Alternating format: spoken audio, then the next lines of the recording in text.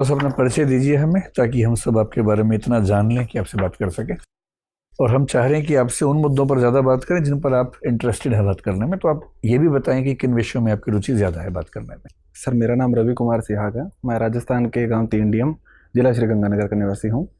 मैंने अपना graduation political science, economics और इंग्लिश लिटरेचर से किया है। उसके बाद में सर मैंने यूपीएससी के लिए प्रिपरेशन स्टार्ट की और 1 साल आईआरटीएस के तौर पर काम किया। उसके बाद में इंडियन डिफेंस अकाउंट सर्विस के में अभी मैं कार्यरत हूँ। और सर मेरी hobbies high intense interval training, workout करना और small scale farming experiment, agriculture के विषय पर मैं ज़्यादा रुचि रखता हूँ सर। आप आईआरटीएस में थे और आपने वो छोड़ के आईडीएएस को चुन लिया। जी सर। ये बहुत अजीब सी बात नहीं लग रही सुनने में?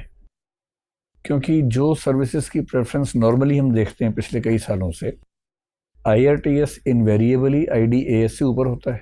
जी और सर। मेरे ख्याल से आपके लिए भी रहा ही होगा शुरू में। तो फिर आईआरटीएस होने के बाद आईआरटीएस से रिजाइन करके आईडीएएस को चुनना, डिफेंस अकाउंट्स को चुनना, ये एक प्रैग्मेटिक फैसला था, सर्विस ओरिएंटेड फैसला था, या कुछ और निहितार्थ हैं इसके पीछे? सर मेरा जो उद्देश्य था वो सर मुझे आगे तैयारी शुरू करनी थी। आईआरटीएस में सर एक डायनेमिक सर्विस है, टाइम कंज्यूमिंग सर्विस है। उसमें सर मैं अपनी प्रिपरेशन को जारी नहीं रख पाता। तो इसलिए सर लागत लाभ विश्लेषण के आधार पर और इंडियन डिफेंस अकाउंट सर्विस के प्रोफाइल के बारे में पढ़ा, तो सर मुझे अच्छे इसमें प्रोस्पेक्टस लगे। तो इस वजह से सर मैंने ये सर्विस ज्वाइन की थी। तो बेसिकली आपने आईडीएएस इसलिए चुना कि टाइम आराम से मिल जाता है, जी काम सर। कम करना पड़ता है और मैनेज हो जाता है। जी सर। तो ये बात सही साबित हुई उस सर्विस में आने के बाद? जी सर, ये बात सही साबित हुई है सर। मैं इस बार का मेरा मेंस अच्छा गया है और अभी मैं इंटरव्यू में हूँ। तो मैं मानता हूँ कि मैंने सही फैसला लिया था। तो अभी आप ट्रेनिंग पे हैं या सर्विस में आ चुके हैं? जी सर, मैं सर्विस में आ चुका हूँ, अभी ट्रेनिंग पे हूँ। मतलब ट्रेनिंग जो एकेडमी की है उसमें है या अभी ऑन द जॉब ट्रेनिंग में चले गए हैं? सर मैं ऑन द जॉब ट्रेनिंग में हूँ, अभी पीसीडीए वेस्टर्न कमांड के अंडर में ऑन द जॉब ट्रेनिंग कर रहा कहाँ पोस्टेड हैं? हूँ सर, चंडीगढ़ में। चंडीगढ़ में। ये बताएं कि रेलवे में बहुत समय तक एक समस्या चलती रही जिसको हम डिपार्टमेंटलाइजेशन या कंपार्टमेंटलाइजेशन बोलते हैं।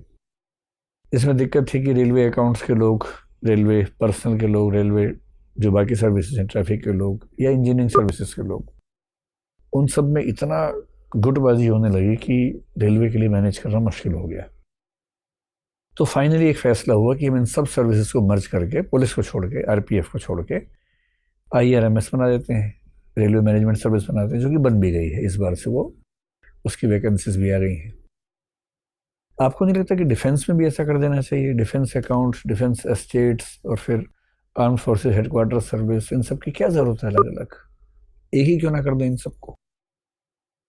मतलब जो नॉन बैटल फील्ड सर्विसेज हैं, जो बैटल फील्ड की हैं वो तो अलग है, लेकिन जो बैटल फील्ड में लोग नहीं जाने वाले हैं, जिनको सिविलियंस आपकी मतलब लैंग्वेज में सामान्यतः कह देते हैं, उन सर्विसेज को अलग अलग रखने का क्या प्रयोजन हो सकता है?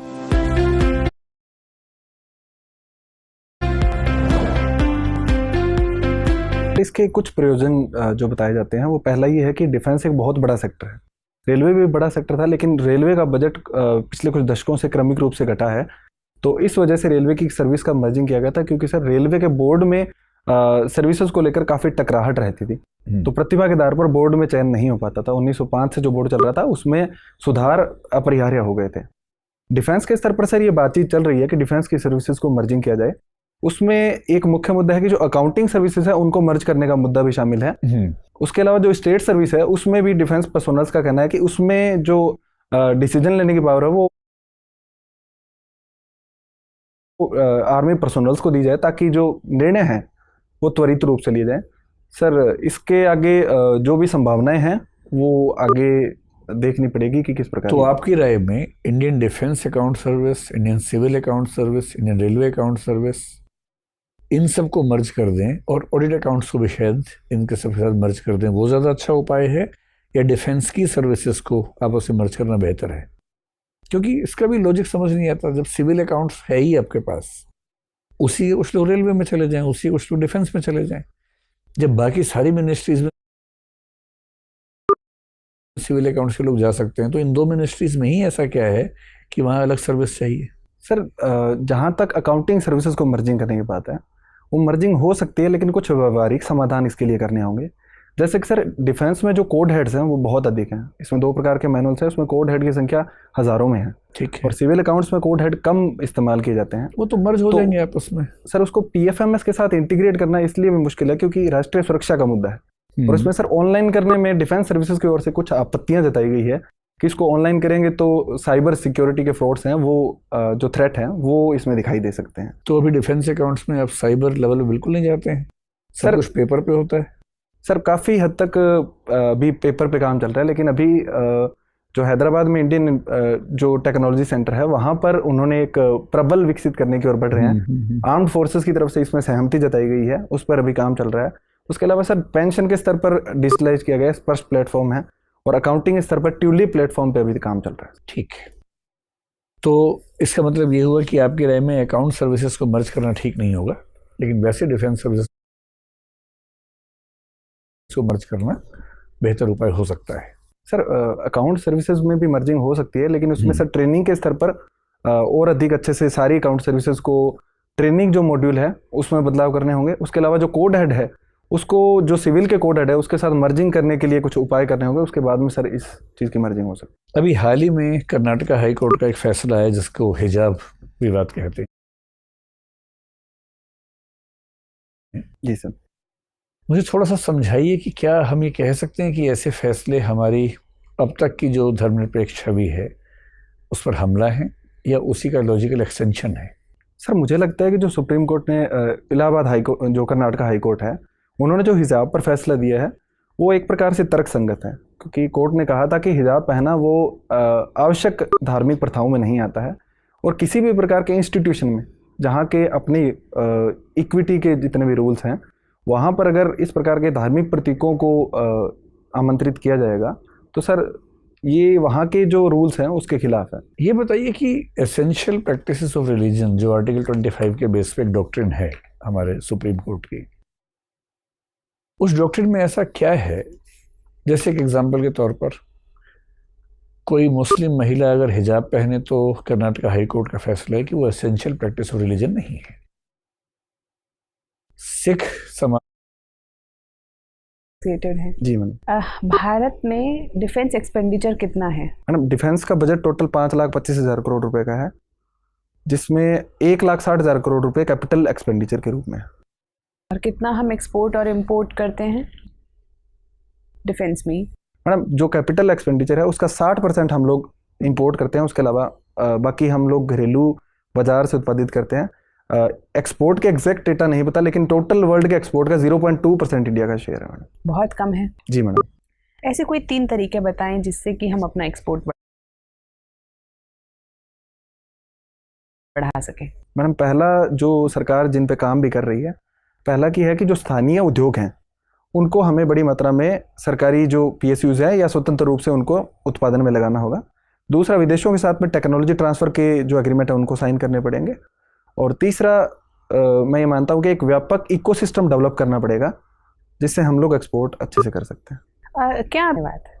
Thank you ma'am. Ravi Kumar ji, आप राजस्थान से आते हैं। जी मुझे बताइए, राजस्थान को रंगीला राजस्थान क्यों कहते हैं? मैडम राजस्थान के बारे में कहा जाता है कि प्रकृति ने यहाँ पर भूरे रंग के अलावा कुछ भी नहीं दिया, तो राजस्थान वासियों ने इस चुनौती का सामना रंग बिरंगे चित्रों के द्वारा किया है। वहाँ की लोक कला, लोक संस्कृति, लोक चित्र, इस सभी में चटकीले रंगों का प्रयोग अधिक मिलता है, तो इसलिए राजस्थान को रंगीला राजस्थान है। अच्छा, जेंडर कलर पेयरिंग के बारे में सुना है आपने? माफ कीजिए मैडम, अच्छा, शब्द से मैं परिचित नहीं हूँ। आपने पिंक फॉर गर्ल्स और ब्लू फॉर बॉयज इसके बारे में सुना है? जी। क्यों है ऐसा?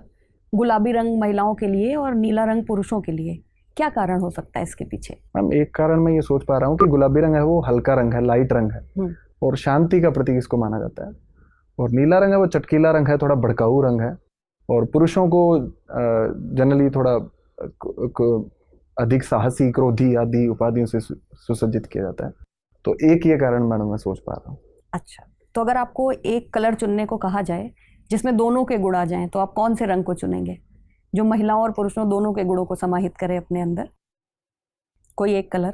सफेद रंग मैं चुनूंगा, मेरा पसंदीदा रंग भी है। अच्छा, ठीक है। आपने अपने शौक में लिखा है HIIT, high intensity interval training, आप करते हैं? जी मैडम। नियमित रूप से करते हैं? मैडम वीक में 4 या 5 दिन में करता हूँ। क्या क्या करते हैं उसमें आप? मैडम मैं बर्पीज करता हूँ, कमांडो ट्रेनिंग करता हूँ, उसके अलावा lunges, squats, jumping squats, running में मैडम मैं जनरली स्प्रिंट्स करता हूँ, उसमें 20 सेकंड स्प्रिंट 20 सेकंड ब्रेक, उसको गिबाला टेक्निक बोलते हैं, वो जनरली मैं करता तो रनिंग ये तो आप ट्रेडमिल पे करते होंगे? हूँ। नहीं मैडम, मैं जहाँ भी मौका मिलता है वहाँ कर लेता हूँ, अगर पार्क हो तो सबसे अच्छी चीज़ है, वरना ट्रेडमिल पे करता हूँ। अच्छा, तो ये बताइए, अगर कोई व्यक्ति 2 पैरों से भागता है यानी कि मनुष्य, और जानवर जो 4 पैरों से भागता है, दोनों में से ज्यादा तेज कौन भागेगा? मैडम ये बॉडी साइज पे और आकारिकी पे ज़्यादा निर्भर करेगा। हाँ, कि कुछ जानवरों में 4 पैर होते हैं लेकिन फिर भी हम उनसे तेज भाग सकते हैं, और कुछ जानवरों में 4 पैर होते हैं जैसे कि घोड़ा, वो हमसे तेज भाग सकता है। तो शायद शरीर की जो आकार है, आकारिकी है, उस पर अधिक निर्भर करता उस पर अधिक निर्भर करेगा।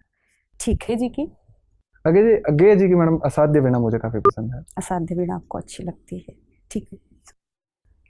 रवि, जी सर। आपको स्मॉल फार्मिंग एक्सपेरिमेंट्स करना पसंद है, जी सर। तो किस तरीके के एक्सपेरिमेंट करते हैं आप? सर कई स्तरों पर एक्सपेरिमेंट्स करता हूँ। जैसे कोई एक बताइए। सर एक के स्तर पर जो अभी रिसेंटली हमने सर ऑर्गेनिक जो गेहूं है उसका उत्पादन शुरू किया। अच्छा, ऑर्गेनिक की बात की जाए तो भारत के पड़ोसी देश में भी ऐसा एक एक्सपेरिमेंट हुआ जो कि बहुत ही घातक साबित हुआ है। जी सर। कौन सा देश है वो?